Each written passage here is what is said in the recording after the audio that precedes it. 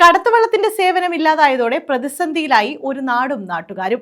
കരുനാഗപ്പള്ളി നഗരസഭയിലെ കോഴിക്കോട് മേഖലയിൽ TS കനാലിനോട് ചേർന്ന് താമസിക്കുന്ന നിരവധി മത്സ്യത്തൊഴിലാളി കുടുംബങ്ങൾ ഉൾപ്പെടെയാണ് പ്രതിസന്ധിയിലായിരിക്കുന്നത്. കോഴിക്കോട് തെക്കൻ മേഖലയിലുള്ളവരെ തീരദേശ ഗ്രാമമായ ആലപ്പാട് പഞ്ചായത്തിന്റെ തെക്കൻ മേഖലയായ വെള്ളനാതുരുത്തുമായി ബന്ധിപ്പിക്കുന്നതിന് ആശ്രയമായിരുന്ന പത്മനാഭൻ ജെട്ടി വെള്ളനാതുരുത്ത് കടത്തുവള്ളത്തിന്റെ പ്രവർത്തനം നിലച്ചതോടെയാണ് ജനങ്ങൾ പ്രതിസന്ധിയിലായത്.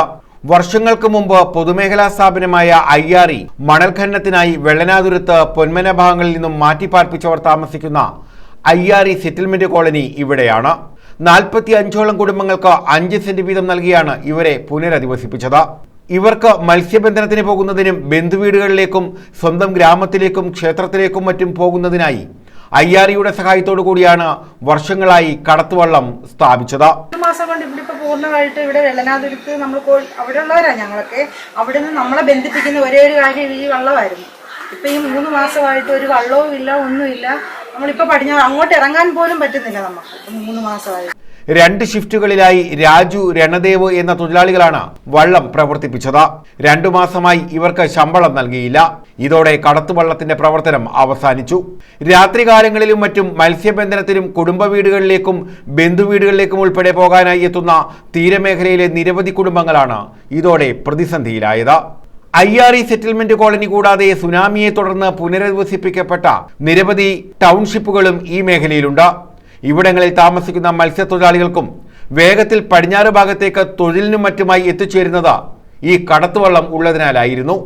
എന്നാൽ വള്ളത്തിന്റെ പ്രവർത്തനം നിലച്ചതോടെ 4.5 കിലോമീറ്ററോളം അധികം യാത്ര ചെയ്ത് പോക്കാട്ട് ജംഗ്ഷൻ വഴി പണിക്കര് കടവിലെത്തി പാലം വഴി വെള്ളനാതുരത്തിലെത്തുക മാത്രമാണ് ഇപ്പോൾ ഇവരുടെ മുന്നിലുള്ള വഴി.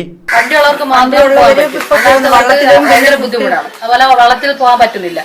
മിക്കവാറും വള്ളത്തിൽ പോകാൻ പറ്റാതെ അവർ തിരിച്ചു വരുന്നുണ്ട്, പോകാൻ പറ്റാതെ. അങ്ങനെ ഭയങ്കര ബുദ്ധിമുട്ടാണ്. പിന്നെ സ്കൂളിൽ പോകാനാണെങ്കിലും പിള്ളേർക്ക് പണിയായിട്ടുള്ളവർക്ക് പോകാൻ പറ്റുന്നില്ല. നിങ്ങൾ പിന്നെ വണ്ടി കയറി വേണം പോക്കാട്ട് ബുക്ക് എന്നിട്ട് പോകേണ്ടത്.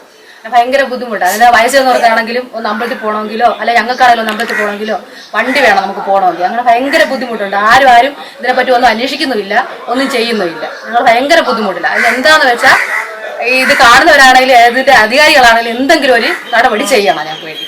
പലപ്പോഴും 250 രൂപയിലധികം ഓട്ടോ ചാർജ് നൽകിയും യാത്ര ചെയ്യേണ്ട സ്ഥിതിയുണ്ട്. R. രാമചന്ദ്രൻ MLA ആയിരുന്ന കാലത്ത് പത്മനാഭൻ ജെട്ടി വെള്ളനാതുരുത്ത് പാലത്തിന്റെ നിർദ്ദേശം ബജറ്റിൽ അംഗീകരിച്ചിരുന്നു. പദ്ധതിക്ക് ടോക്കൺ തുക അനുവദിക്കുകയും ചെയ്തു.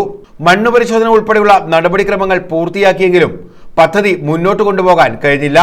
ഇതോടെ പ്രദേശവാസികളുടെ പാലം എന്ന സ്വപ്നം ഇല്ലാതായി. അടിയന്തിരമായി IRE ഇടപെട്ട് കടത്തുവള്ളം പുനഃസ്ഥാപിക്കുന്നതിന് ആവശ്യമായ നടപടി സ്വീകരിക്കണമെന്നാണ് പ്രദേശവാസികളുടെ ആവശ്യം. News bureau, Karunagappally.